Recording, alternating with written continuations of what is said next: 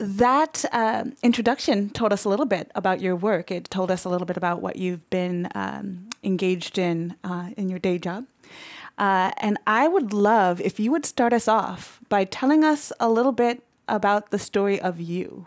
If you would give us 3 minutes on the story of you that's beyond both the intro and what one might hear in the book.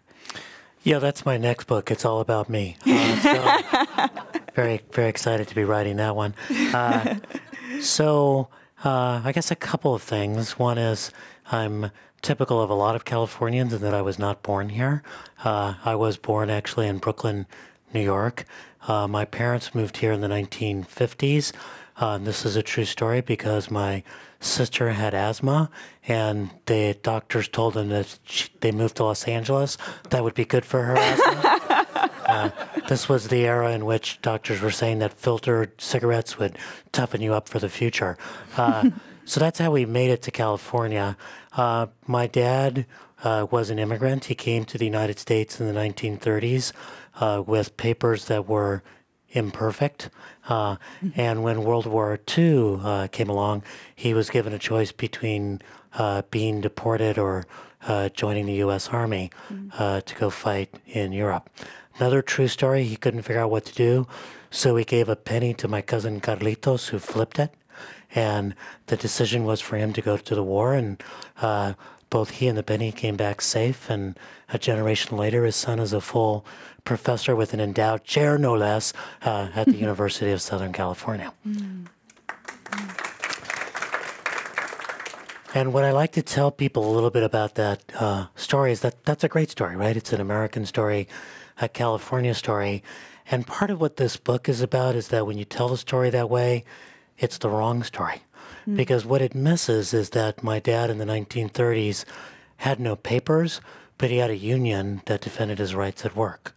And when he came back from World War II, which gave him a path to citizenship, he had a GI Bill. And that GI Bill meant that my dad, a guy with a 6th grade education, could go to LA Trade Tech, a community college, and learn about electricity.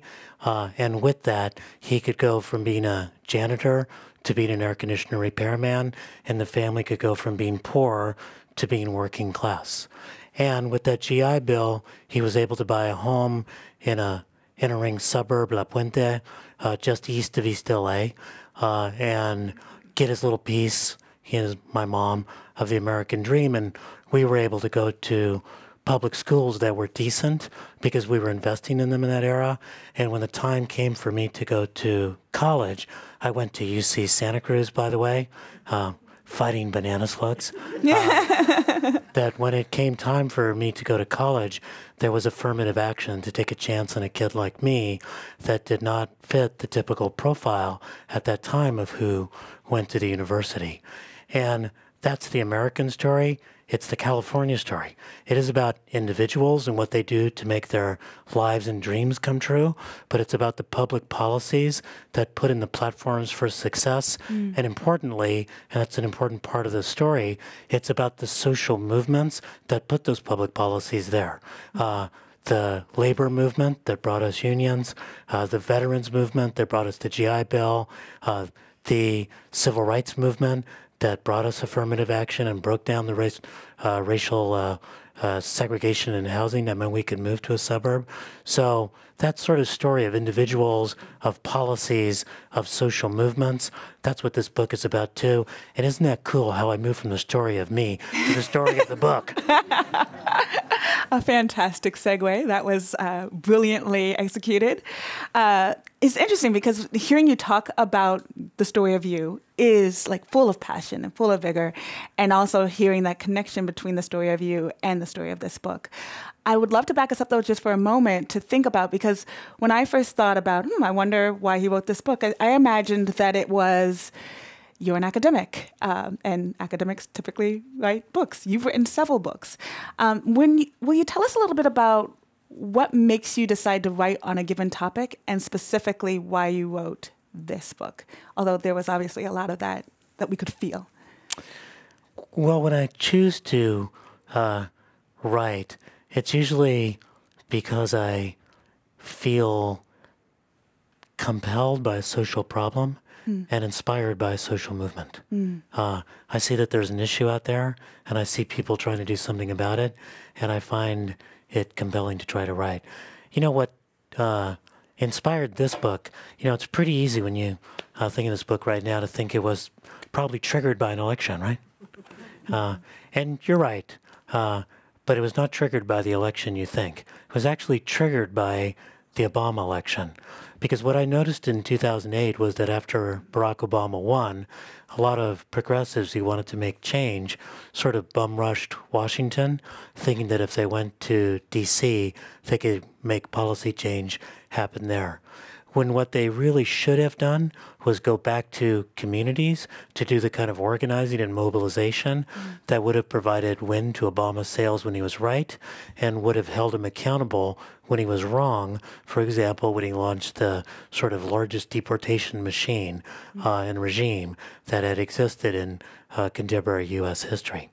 And I was kind of convinced that into that vacuum had stepped the Tea Party, which certainly was astroturfed in by the Koch brothers and their millions, but it actually also reflected a sort of legitimate sort of rage and dislocation there, and it got tapped into. And I was convinced that Hillary, like everybody else, that Hillary Clinton was going to win, and that as a result, progressives would make exactly the same mistake of forgetting about organizing. And you know, it's important to note that in the 8 years of the Obama presidency, about 900 state assembly and state senate seats changed hands from Democratic hands to Republican hands. Not a clear signal of necessarily moving from progressive to conservative, but somewhat associated. And so I really started writing the book, actually. We really sat down to write it in July of 2016, thinking that we would provide a sort of warning signal about the need to have a 50-state strategy about building progressive infrastructure to change all sorts of states. And then, of course, November 2016 happened. Probably like most of you, I woke up the next morning with a tremendous hangover and also with a sense of déjà vu. I walked into my staff the next morning, a younger staff, and they were sort of in shock. And they sort of asked me, for a little few words of hope and inspiration. And what I said was, I think it's going to be worse than you think, which I think has turned out to be true. I said this is going to be even worse than the dark era of our Lord Reagan in the early 1980s. And I think it's turned out to be just that. But what I realized was that while there were many things that people could and should do, go to demonstrations, talk to their neighbors, mobilize communities, that one thing I could do was write a book. And to take what we were trying to do, which was this kind of lesson about the need to build progressive state infrastructure and what you could learn from the California experience doing that, and turn it to what was going on in the United States. Because in many ways, the Trump election was America's Prop 187 moment. Prop 187 was the famous proposition that passed strongly, overwhelmingly in California in 1994, in which California voters voted to deny to undocumented immigrants all sorts of social services, including education, to undocumented children. And that's the most kind of immediate parallel. But what people forget is that in the early 1990s, California suffered half of the country's net job losses as a result of the national recession. That was a recession driven by a reduction in Cold War spending, hit aerospace quite hard, toppled really the rest of the industrial infrastructure in California. And people often also forget that Rush Limbaugh began his talk radio career in Sacramento in the late 1980s. So this kind of perfect stew of demographic anxiety, economic uncertainty, and profiteering from political polarization. We did it first in California. But, 20 so years later, it's a state that it was one of the first two to raise the minimum wage to $15 an hour.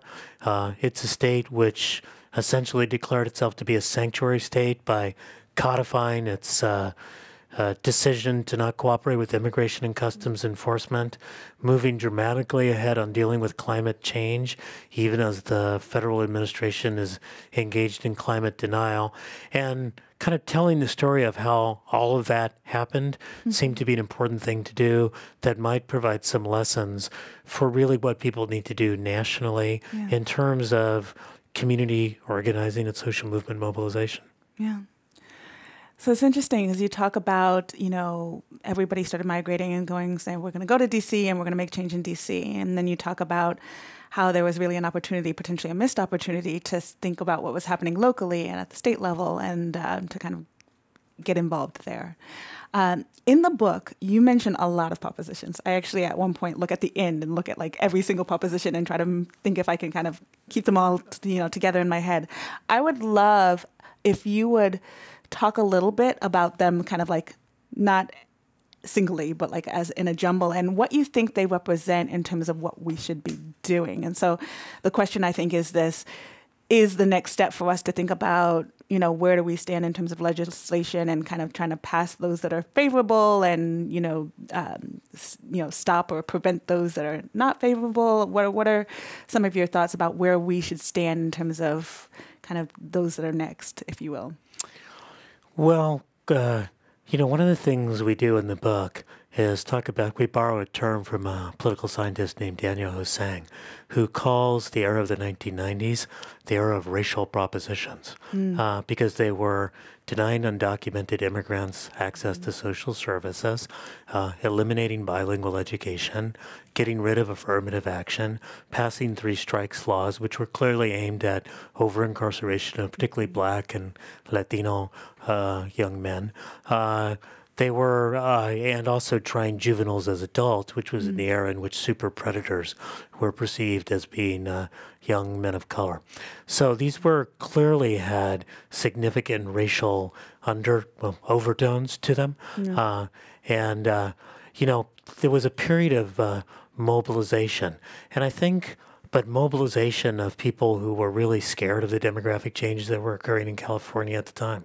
It's interesting, between 1980 and 2000, California passed from being about 67% non-Hispanic white to about 47% non-Hispanic white. That's exactly the demographic change that the U.S. is going through between the year 2000 and 2050. California was really America fast forward. And so there's all these propositions that occur in this period of time. And I think that what happened was, it's kind of interesting. It was a sort of many different factors that I think led to a sort of reconfiguration of progressive forces who got kind of tired of being beaten at the ballot box. The left, you may be part of it, you may not, but I think you would agree that the left is often quite proud of itself when it loses with grace and glory, right? Like we led the good fight and we got defeated, but we were so proud of the stance that we took. And after a while, that gets pretty tiring. Not even if you're not just an activist, but if you're really concerned about community, you have to actually figure out how to win. And I think one of the big changes that happened, and we think it has two kind of sources. The first source is this era of racial propositions and sort of losing an era. The second, and I think it's quite significant, was the 1992 civil unrest in Los Angeles. Because one of the things about that was, it was pretty easy, and I lived in LA at the time, to think that this should be blamed on a conservative federal government and its neglect of cities, or a way in which sort of neoliberal economics wasn't paying attention to poor communities of color. And that's all true. But if you have a city that's pissed off enough to burn itself down, and you have not been able to channel that into progressive social change, there's something wrong with you, too. So there was real re-examination by progressive forces, community organizers in Los Angeles, who said, we have to figure out how to bring communities together rather than have them be divided, how to operate at a regional level, and how to actually channel that rage into something more productive. And it's significant that out of LA came the living wage campaigns that eventually led to the increase in the minimum wage, came the campaigns, very effective campaigns around environmental justice, which eventually helped to put environmental justice on the state policy agenda, came the campaigns to get the local police forces to not prosecute and persecute immigrants simply for violations of immigration status. And so those two threads of statewide being not wanting to lose elections anymore and beginning to realize that it was important to sort of stage modest wins at a local level, like community benefits agreements, those things really began to change, I think, progressive politics and reconfigured it in important ways. Yeah. It's interesting because you talked about some of the different things that have kind of moved, campaigns, if you will, or kind of movements or ways people have kind of started thinking a little differently about things that they were thinking about in a way earlier that was maybe not as progressive or not as activated, if you will. And so I'm curious, as you think about some of the things that are happening right now. And so, for example, when you think about kind of violence against women and girls and you think about the Me Too movement, what do you think are the opportunities for us to kind of reflect on what the possibilities are, or how could we lead in California in some way related to that issue and an issue that's been longstanding, but an issue that has come to kind of greater prominence right now? Well, it's a great question. And I'd actually say that even we in California, I think we've done a lot of interesting progressive organizing. We'll get to a little bit of what the shortcomings are, et cetera. And I hope we get to talk a little bit about the history and the roots of where it came from. But I think that there's also a pretty interesting sort of phenomena that's gone on right now in terms of social movements around the country, particularly youth-led movements. It's important to realize that the Dreamers, that was a youth-led movement, which decided to sort of capture the American narrative of the dream and talk about how undocumented folks who came at an early age, who grew up here, had every right to aspire to that dream. And could you have predicted that a ragtag group of undocumented kids would actually change the discussion around immigration in the country? Incredible. If you look at Black Lives Matter, a lot of that came out of youth organizing. And interestingly, Black Lives Matter is a value statement, right? It's not a policy objective, it's a value statement, which has a lot of policy objectives and campaigns attached to it. If you look at the Standing Rock movement, which captured people's imagination, I don't know how many people know that actually came from a bunch of young Native Americans who wanted to tackle the whole question of suicide on the reservation and wanted to kind of recapture the sort of spiritualism, and part of that was the connection to the earth, and part of that's what led to the Standing Rock movement. And then perhaps most interestingly in the last year, and I think gets directly to what's going on right now, is the Parkland youth and what they did after the mass shooting that occurred there. A couple things about it. They immediately called to people's values, and they have made more progress against the National Rifle Association than decades of organizing by traditional political forces have. The other thing they did, which I think is remarkable and I think speaks to what you really lifted up in a minute, as the Parkland kids began speaking and organizing the March for Our Lives in D.C., they were criticized fairly quickly by folks from South Los Angeles, Chicago, and Baltimore, who said, we've been living with gun violence for years. We really feel your pain, but we've been living with gun violence for years. Interestingly, my friend Marquise Harris Dawson, who's on the LA City Council, at a meeting said, if it had been people of an older generation, they would have reacted like, oh my God, we're being criticized. And they would have, had to go to therapy for a very long time and, have a self-help group and go to the Blue Shield Foundation and ask for money for a conference to discuss all of this. Instead the Parkland kids went, you're right. We should change our agenda to include that too. And they brought folks from Chicago and Baltimore and South LA to speak at March for Our Lives. In the summer, they've been going around to all sorts of communities raising the whole issues of gun violence. They have perfected both the people, because I know them, who laid the critiques and the people who responded, the Parkland youth. They've perfected the act of calling in versus calling out. That is, making a criticism that's meant to build a bigger movement rather than making a criticism that's meant to divide us into the smallest possible particles that are politically correct but politically ineffective. And so I think around the sort of Me Too movement, around violence against young women and girls, I think that one of the things that's been very helpful about, you know, you might make individual criticism, but most of it's been about calling in versus calling out. Most of it's about getting empowering women to speak and getting men to recognize the power that they wield and the ways in which that's unhealthy for society, including for men themselves. So I'm quite optimistic about how that movement is operating as well. I love how you shared that piece about kind of calling in versus calling out. Kind of one quick follow-up on that piece is when people think about gender equity, and I did some work with the mayor's office in San Francisco related to gender equity, I know there's a lot of talk about kind of the intersectional piece, and I'm just curious if there are any kind of thoughts about what that looks like as it fits into kind of the Me Too movement or things like that. Well, thank you for asking that question, only because so one of this book has taken off more than any other. Most academic books I write are quite good, but they get quite small audiences. This one is about to be made into a major motion picture in which I'm going to be portrayed by Antonio Banderas, so I'm really excited. So said, no, that's not really happening. But it's interesting.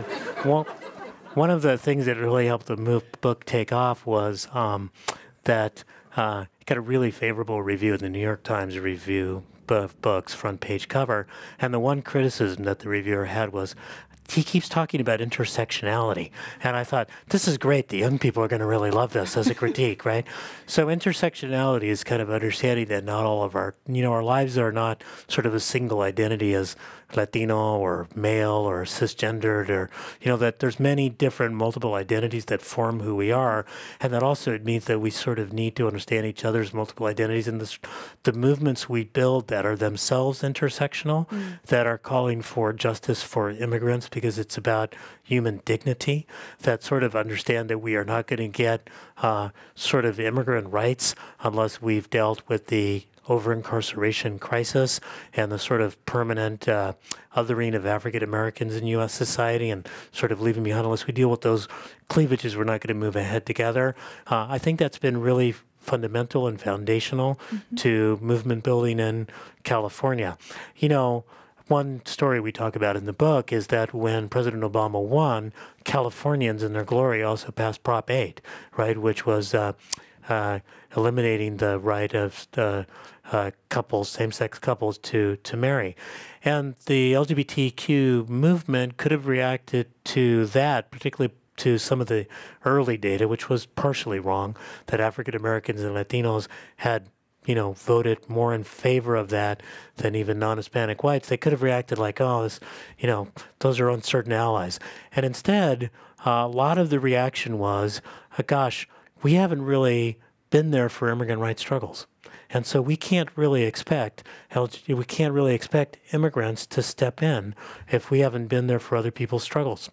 And a lot of the folks in the LGBTQ movement organized this thing called Camp Courage, which brought people together to talk, yes, about marriage equality, but how it was connected to the way in which working class people were being left behind in an economy that no longer functioned, how folks who were over incarcerated were being left behind and then permanently damaged by that in their ability to move ahead in labor markets, how immigrants were being left behind. And there's a great quote in there about Tori Osborne, who was one of the organizers of this, giving a speech at the end saying, "You think you came here for marriage equality? We tricked you.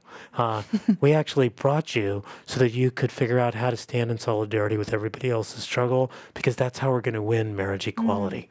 So I think a lot of that happened with regard to, for example, the labor movement, realizing that they would only get ahead if they worked with immigrants realizing that however important the Catholic Church is to immigrants and to the funding of the immigrant rights movement, that people had to stand and oppose any kinds of attacks on LGBTQ folks and stand up for marriage equality. That sort of coming together is really important. There's two quote musical citations in the book. I'll talk about one at the end, but one that may appeal to an older audience is we brought in Bob Dylan.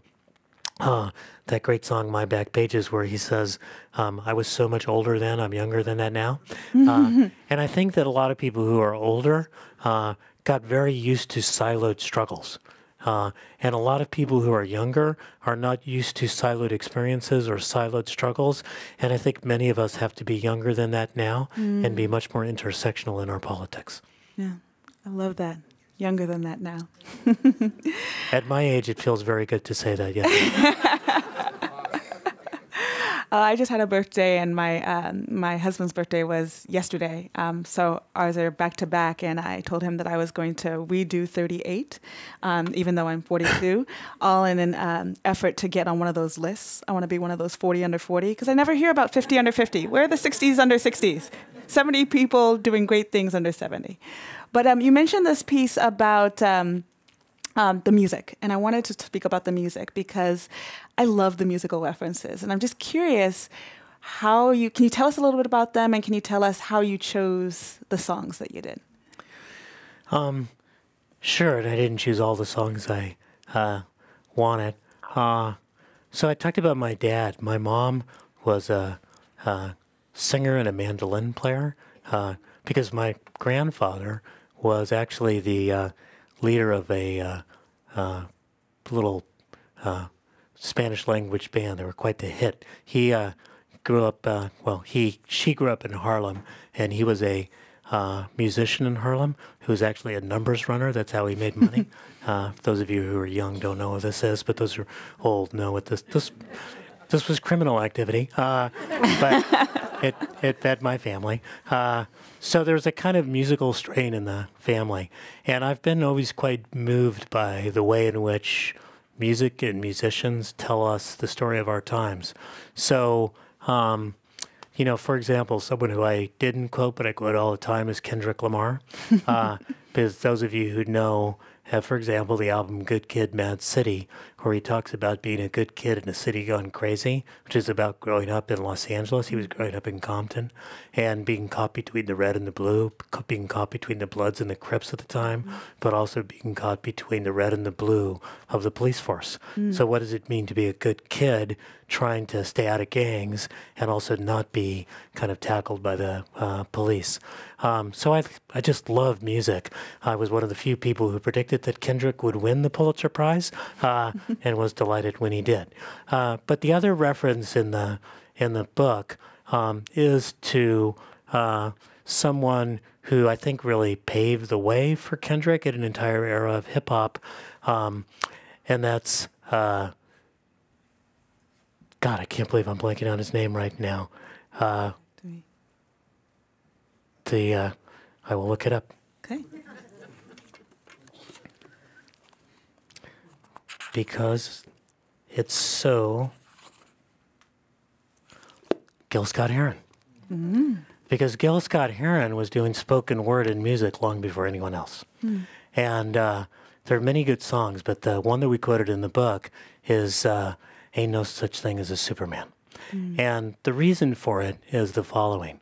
The song goes, you alone have the wisdom to change the world, to make the world what it want to be, what it ought to be. Someday you'll see. Once you understand that there ain't no such thing as a Superman. And the point of putting that in the book at that point is that I think that we in the United States tend to think that the world changes through a Superman, that a single individual is responsible for making change, that somehow President Obama was going to save us from ourselves, and that somehow if we got rid of Donald Trump, we would get rid of the toxic anxieties that gave us Donald Trump. But there ain't no such thing as a Superman. There's only us. And in fact, one of the things that really prompted this book originally was a Newsweek cover, which we actually talk about in the book, which was a cover had a picture of Jerry Brown, and it said "Altered State." This is as California is making its comeback. Altered State, which is sort of a reference to how hallucinatory we are. But then it also, the subtext was how Jerry Brown saved California. And that's a story a lot of people like to hear. Like Jerry Brown, you know, he was around for the first era. Prop 13 happened under his watch. It's kind of a disaster for the state. He left. He visited with Mother Teresa. He gained some wisdom. He came back through mayor of Oakland and attorney general, and now he saves the state. It's an easy story, and it's a wrong story. You know, the fiscal remedy to our big budget problems that Jerry Brown claims credit for, Prop 30, and he did work for it. It actually wasn't his idea. He wanted to pass a bill that was mostly an increase in the sales tax and very light on the income tax. It was pretty regressive. But instead, there was a group of organizers under the banner of California Calls that were pushing for a millionaire's tax, and Brown realized that pulled much better than his tax, and he had to wind up negotiating with people who were like the former, you know, Black Panther Party members to engage in a bill that actually passed. The minimum wage, which he takes credit for, the way that it came together was he was trying to head off to pass a minimum wage fight that was actually pushing for a much more aggressive increase in the minimum wage that would have been quicker, with no off-ramps for small businesses or nonprofits, and none of the stabilizers that are built in there in case the state wanders into recession or a fiscal deficit, which Brown insisted on. Similarly, you know, Jerry Brown wasn't like he woke up one day and said, gosh, I want licenses for undocumented drivers. The political momentum had shifted such that it was possible for that to happen. And the sanctuary state bill that Kevin De Leon wound up pushing through and Brown sort of moderated was all due to community organizers who changed the underlying political calculus. You know, during the Obama administration, a lot of people would point a finger at Obama and said, we don't have comprehensive immigration reform yet. And they wanted to blame Obama. And I said, you know, why don't you just look in a mirror? We have not changed the political calculus on the ground that makes it politically viable for Obama to lean out on this. Could he have had more courage? Yes. Had we changed the underlying calculus? No. So a lot of what the book, and particularly that song, you know, there ain't no such thing as a Superman. If you want the world to change, look around you. It's in this room. It's you who can actually change the world. Yeah. Well, right? Am I right? Can we talk a little bit about othering? Let's go to the othering. Even at a very base level, it seems like people have a lot of difficulty thinking about anyone who is not their sister, child, spouse, you know, best friend. And I'm curious what you think are kind of some of our opportunities to get people to a place of at least some semblance of shared fate. Be brutally honest with us. Do you think that is possible to get people to some semblance of shared fate and not just thinking about the things that are the direct connections to them and theirs? So that's a great question. And I'm going to do the academic thing, which is I will eventually answer that question, but I'm going to answer a question that I'm going to pretend you asked. But I think it's a way to get there, because I think one thing that's kind of important in the book is that we actually start the story, the history, by asking the question, when did California work? And we start in chapter 2. I remember this because I wrote it, with an editorial that appeared in the Los Angeles Times some time ago, and it was by David Hayes Bautista from UCLA, and the editorial was, I don't know what we're going to do with a population that's recently arrived, poorly educated, has too many kids, lives in overcrowded housing. And then he pointed out that, of course, we're talking about the Okies that arrived in California in the 40s and 50s, and somehow we figured out how to integrate them. So what we do in the book is start in the 40s and 50s and 60s, the era in which my parents arrived in California. And it is an era in which there were lots of impediments. racial segregation in housing and racial segregation in labor markets, and many of us fighting to break our way in. But it was also a time in which people were moving here, thinking there was a chance for opportunity. And the reason why was that we were investing in infrastructure, roads and water. We were building housing, suburbia, which many of us feel like was a big mistake, and we're changing it now. But we were also investing in human capital. We had an expanding K through 12 system, and we had the master plan, which was an agreement to invest in and articulate these three systems: the University of California, State University system, and the community college system. It was all kind of tied together with an economy that was growing jobs in the middle, and it was actually held together by a social compact that was about both welcoming the newcomer. This was a time in which people were coming from all sorts of other states to come to the United States, and investing in the next generation. And the argument of the book, and this does actually get to your question, I'm sneaking in, which the argument of the book is that basically that eroded because of race and racism. As early as the early 1960s, people were reacting to the slowly changing demography. For example, in 1963, the state Senate and Assembly passed a law outlawing racial discrimination in housing. And in 1964, Prop 14 was put on the ballot, which was a ballot measure in which California voters voted to reinstitute segregation in housing in the name of your own private property, and you could do with it and sell it to who you wanted. The person who rode that campaign to the governorship was Ronald Reagan. And, you know, long before the racial propositions, there was Prop 13. And if you think about Prop 13, it passes in the 1970s, late 1970s, in the decade in which the share of children who were children of color rises the most of any time in California history before or since.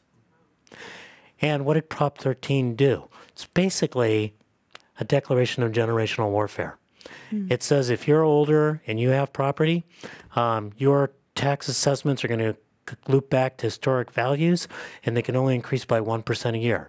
But if you're a younger and more diverse generation buying into the housing market, you're going to pay full freight. And it's going to starve the state, so we're not going to be able to invest in your kids anyway. And just like the Trump tax cuts that recently passed, it turned out to be a Trojan horse for reducing taxes on corporations, because they're the ones who don't change property all that much, and it wound up shifting the tax burden from corporate, commercial, industrial property to residential property.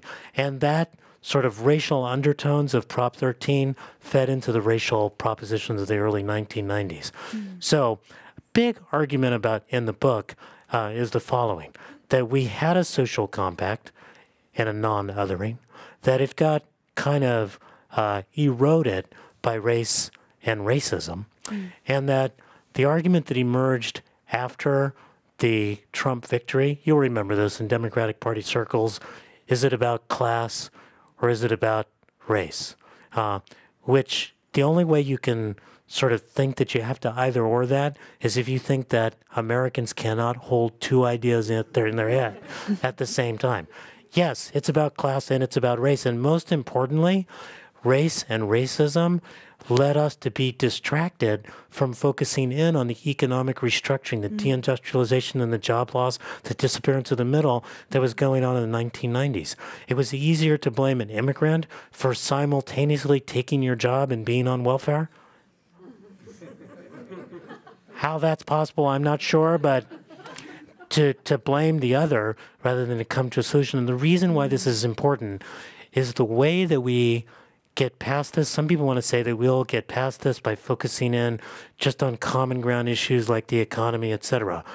We have to talk about race and racism, the way in which it's created a legacy that is toxic in terms of people's attitudes and in terms of current policies, the way in which it's disadvantaged people in the current era, and the way in which it lives today in terms of our policies. And unless we have that honest conversation about race, we're not going to find our way to the common ground that will help us deal with what we do have in common, which is a social compact about investing in the next generation and creating an economy that works for everyone. Fantastic. It's interesting because I was about to ask you about this piece of honestly engaging in racial anxiety as you speak to, and you just answered it. So thank you so much for doing that. I'm curious if there's anything you would add to that. Like, what does it look like for us to honestly engage? I felt like what you said was one of the kind of key ways to do that. Is there anything else that you think is a key way to honestly engage in racial anxiety? Well, I would say, a couple of things. The biggest thing is to not ignore it. The last book I wrote that actually sold a lot of copies was Uncommon Common Ground. It was called Uncommon Common Ground, Race in the American Future. It was written with Angela Glover Blackwell, who heads PolicyLink, and Stuart Kuo, who heads Asian Americans Advancing Justice. And I know when we sat down to write the book about race in America, a lot of people said, well, that's really interesting. It's an African American, a Latino, and an Asian. And we said, you know what's really interesting? We're all Californians. But we actually sat down, even as we had known each other for years, and had like several days of just talking with each other about, why is Jim Crow and slavery actually so important in terms of thinking about today? For Asian Americans, some of whom are doing well economically, what really is the experience of race? I mean, we're actually see it in terms of the permanent othering of Asian Americans, the fact that it's 25 years before we have another film with a nearly all Asian cast. Rich Crazy Asians is coming out this week. Please support it. People going, Latinos, are you Latinos? Are you Chicanos? Are you Hispanos? Are you Latinx? Can't you figure out what to call yourself? But part of that is sort of a people coming into its own and figuring out what to name itself. So we had a lot of those conversations. And you'll notice that through this conversation and through most of my talks, I talk a lot about race. Part of it because I think it's really important. Part of it because I want you to talk about race and want you to feel comfortable making mistakes with one another as you talk about race. I want to call you in versus calling you out. And because I want you to understand that if you're talking about the economy, you're talking about racial disparity. How many of you care about climate change in this audience? Quite a few. How many of you know that if you look at public policy polls for the last polling for the last about 10 years running, the group that cares the most about climate change is not who you think. Most people think it's white people, like a white guy in bicycle shorts, right? Kind of throwing granola over his shoulders saying the climate, it's really important, right? If you poll in order of who says they care the most about climate and think it's a big danger to the quality of life and the economy of California, the group that polls the lowest is whites. The group that polls with the next most concern, African Americans. Next, it's Asian. The group that's the most concerned are Latinos. Why? Because they're experiencing the highest risk from climate change, and because a lot of climate change, which gets associated with pollution, is highest in these neighborhoods.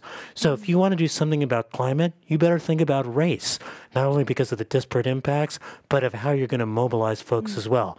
So I think the really big thing is you don't kind of get past this othering unless you really talk with people about these issues. The final thing I would say about this, you've gotten me excited. Yay. is the following thing. I've done historically a lot of work in particular with the black-brown work, bringing together African Americans and Latinos. And to me, what I've discovered about that is that you don't get immigrants to care about African American issues by saying, look, these folks care about these things. We need to build some alliances. Let's do some transactions. You do it by educating people about the history of the United States, how the fundamental cleavages have been that of the genocide of Native Americans and the enslavement of African Americans, and that unless we solve those fundamental deep problems of racism built in, no immigrants are going to be able to advance. Plus, you really wouldn't want to be part of an immigrant group hopscotching over the most oppressed people in America. And if you root that really deeply, then the way in which immigrants are going to forge alliances with African Americans is going to be real and authentic and transformational, not transactional. Right. Similarly, for African Americans, I always say, look, if you want to understand immigrants and be sympathetic to immigrants, read The Warmth of Other Suns by Isabel Dickerson. It's all about the Great Migration. And that when people moved to places like California, you know, there were too many people in a house and they had too many cars in their front yard too. And when you understand that experience, and she is beautiful in that book about Isabel Wilkerson, about always going back and saying about every 50 pages, doesn't that sound like immigrants today? Making the explicit connection, then the way in which you build alliances is real and authentic and transformational, not translational. Not transactional. Fantastic.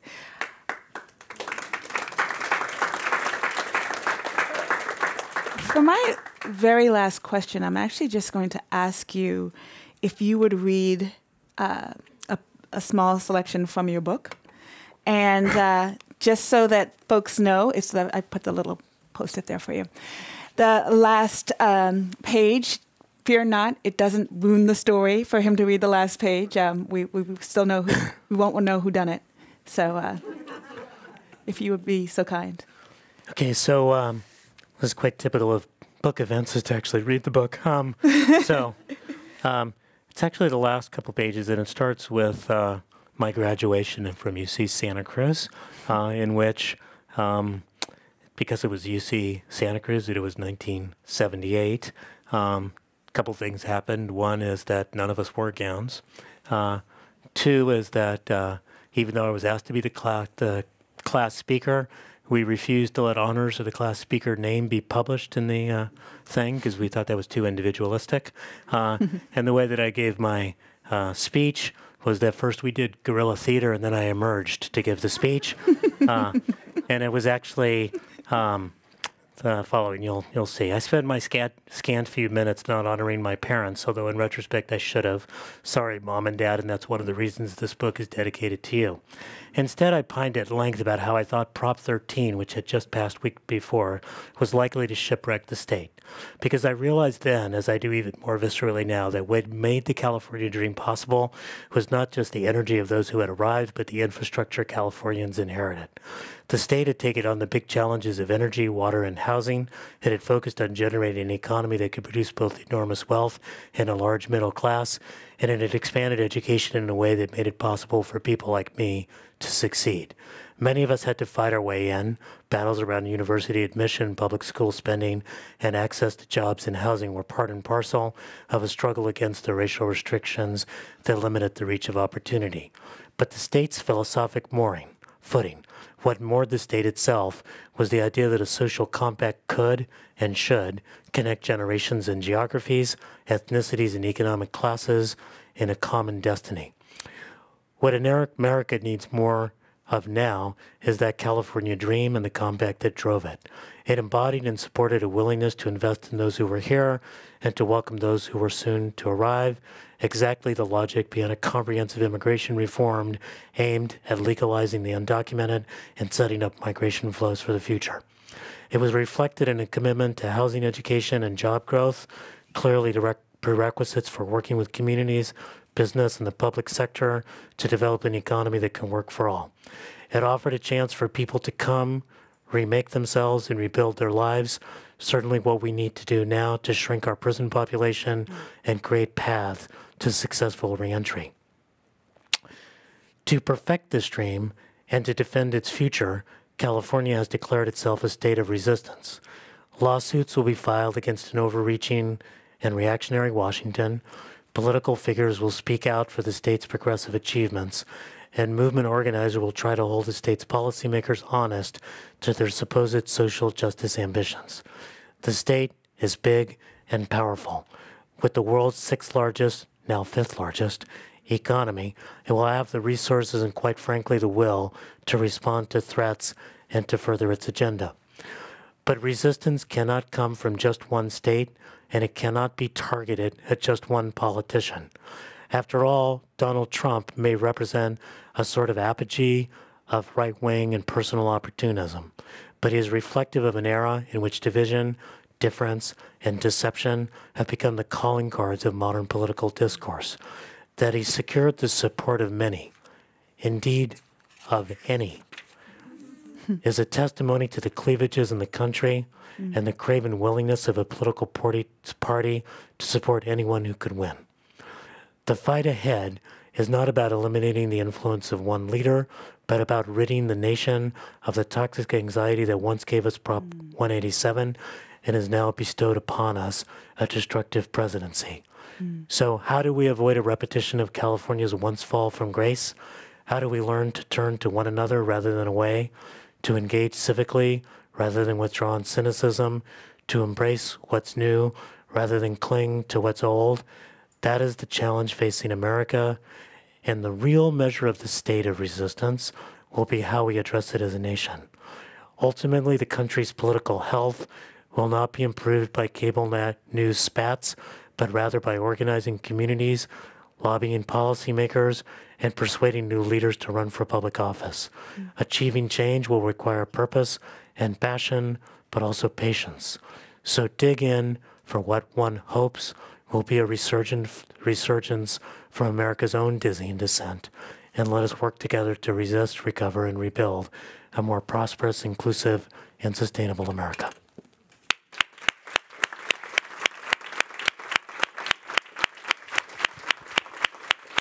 Thank you.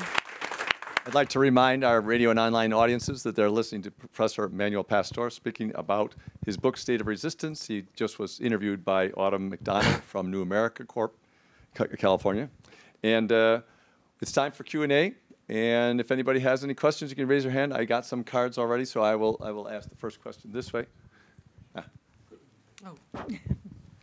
Thank you. I'm reminded of a song we used to sing in the 70s and 80s, besieged by similar problems. Without offending all of you by singing this, the key words were teenage immigrant welfare mothers on drugs. It's all their fault. This was a parody, folks. We didn't mean it. This was kind of pointing out what was going on during the era of state-based austerity at that point. What frustrates me a bit is that you give us such a clear picture, both in the stories of your family and the policies and politics you talk about, of these the broader economic and political changes that have happened: globalization, austerity, job losses, privatization, all that stuff. You know that, and you talk about it. But you are posing that you're saying that that the core work that we need to do is to cross racial and ethnic and community lines. And I feel like that's the discussion that we're having nationally and locally about those trends. I mean, clearly, those are what are dividing us as a nation politically, you know. But I feel like we're sort of, it can't be either or. You know, yes, we need to be for intersectionality across cultural lines, as you've described very clearly. And we also need to focus on these policy differences. And I'm just wondering how you kind of stitch that together and if you can help the rest of us do that. What a great question, and I look forward to your book. But so I don't want to leave you with that more simple impression of what I'm saying. I think what we try to do in the book is to lay out the argument that California, the change in California, and we could talk about the imperfections in California too, and we should, is that due to a series of structural changes, some of them economic, some of them demographic. I mean, the state changed demographically. That brought out new voters. But it also meant that people began to realize that, demographic change is going to bring Korean taco trucks, and that's probably a good thing. And there were political rules that changed as well. I mean, I think that term limits, which people thought was going to be a challenge, there's no way that Karen Bass, a community organizer from South LA, would have become the first African-American female leader of a state assembly in this state or any other state unless there'd been term limits.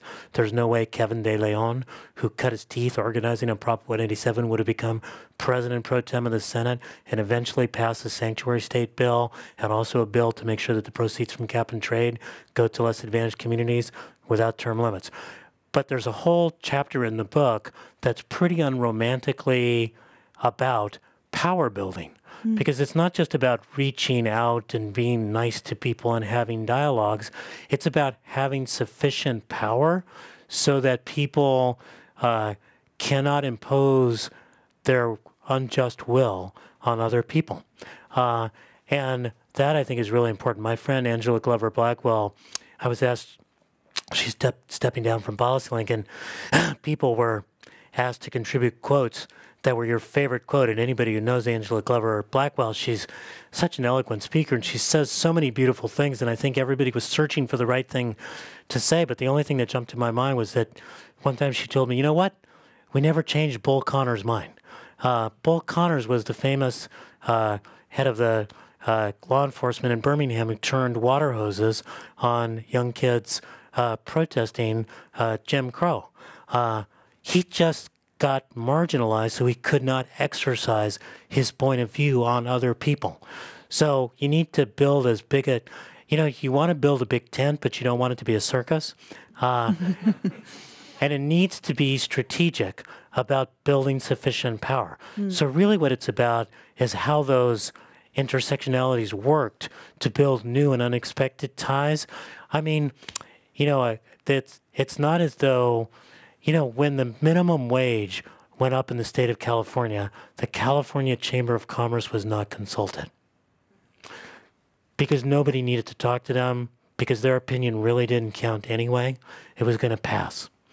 When you think about, there was some moderation, but not a lot of moderation on the sanctuary state legislation. That has to do with the way in which immigrants have asserted their ability to influence the polity. So you need to build power and you need to build allies. Next question. Okay. Here's one. How can policies that stimulated California's resurgence be applied to the whole nation, given the difference in demographics? And there's another question fairly similar that says, and without creating a kind of California exceptionalism attitude, because California's seen that way outside of the state. So a couple of things, particularly when I'm out of state, I do tell people that, two things about California. One is that I know you don't like it when we say that we're your future, but we are. And there's some lessons to pull out. And I do think that there's some general lessons that are really kind of percolating through the nation right now. One is, if you look at something that we call the racial generation gap, the percent of people above the age of 65 compared to the percent of people under the age of 18 who are kids of color, that actually peaked in California in 1994 to 1998 during all those propositions. The demographic distance between the generations. Do you know when it's peaking in the United States, right? It's right now, the year in which Trump was elected. So one thing is to make sure that we have a generational strategy as well as part of our organizing strategy. Another really clear thing is to be clear in other states about this idea of building power and effective power that sort of operates at a local scale, built up to a city and regional scale, and then built up to state scale. That's a lot of what got lost during the Obama period with the bum rush. The other really key thing, and then I'll loop back to California for a minute, is to sort of understand that it's about two things. One is it's about moving to the middle, it's about moving the middle, not moving to the middle. It's not about trying to find a centrist position. It's trying to find those spots that bring the center your way. So the Dreamers campaign brought a lot of people to immigrant rights. The women's marches have brought a lot of people over. The Me Too movement, I think, does that as well. The other thing is that it's not about chasing the electorate. How many times have you heard pundits talk about if we just got one of those white Trump voters to come our way? Good effing luck with that.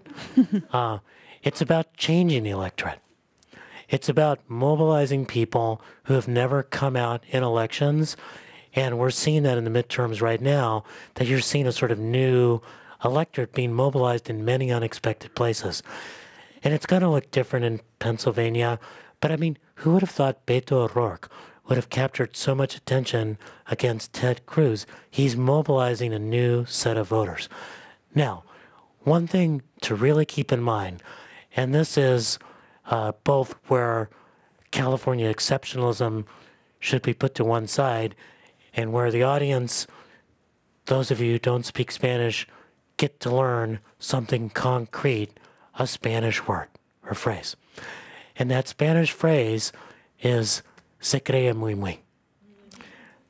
The Spanish speakers know what that means. It literally means he believes himself to be very, very, he's conceited. California, se cree muy muy, right? California is very conceited. We're like, oh my gosh, you know, we're dealing with the climate and we're cool to immigrants and we've raised the minimum wage and we're starting to de-incarcerate. We're really cool.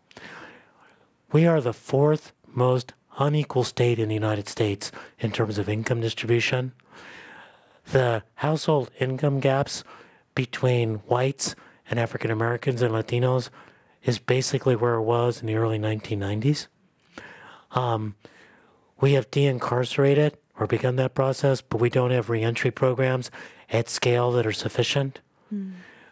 We are not cooperating with Immigration and Customs Enforcement, but we haven't reworked our workforce development programs to make sure that undocumented immigrants can find a way to learning English and doing better in the labor force.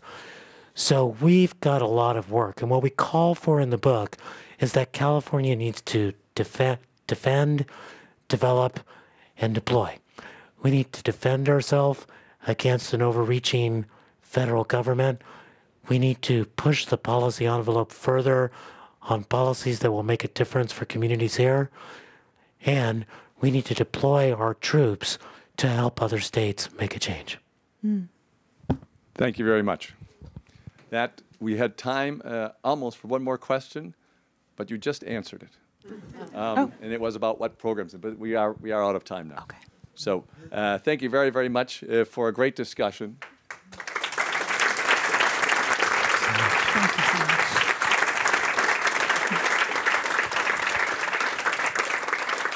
And so ends another event at the Commonwealth Club in its 116th year of enlightened discussion